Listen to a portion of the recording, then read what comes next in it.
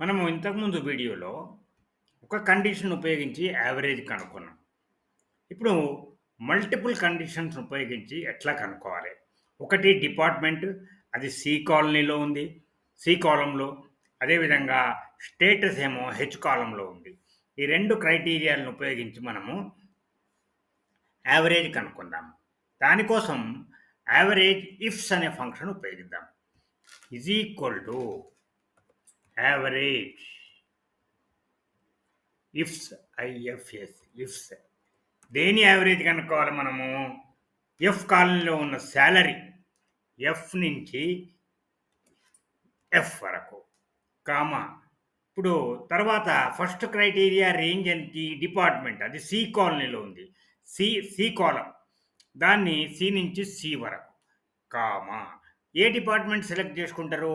Say IT IT inverted commas close comma ఇప్పుడు రెండో criteria అది ఏ కాలంలో ఉంది? స్టేటస్ హెచ్ కాలంలో ఉంది.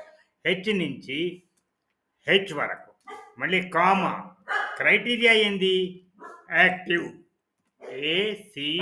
ఏసిటిఐవిఈ యాక్టివ్ బ్రాకెట్లో ఎంటర్ ఏం తప్పు పోయింది?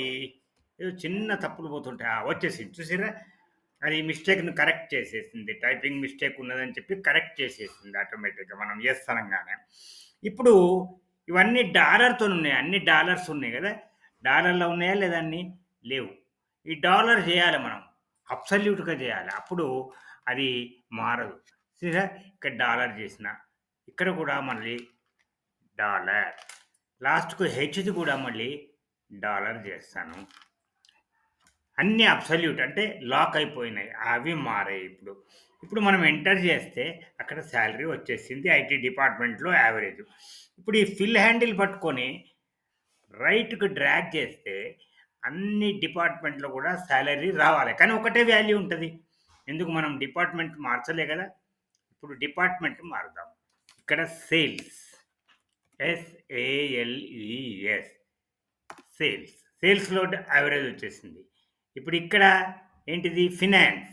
ఐటీ ప్లేస్‌లో ఫినాన్స్ పెట్టాలి అంతే. ఏం లేదు ఇక వేరేది ఏం చేయాల్సిన పని లేదు. ఫినాన్స్. ఎంటర్ వచ్చేసిందా? ఇప్పుడు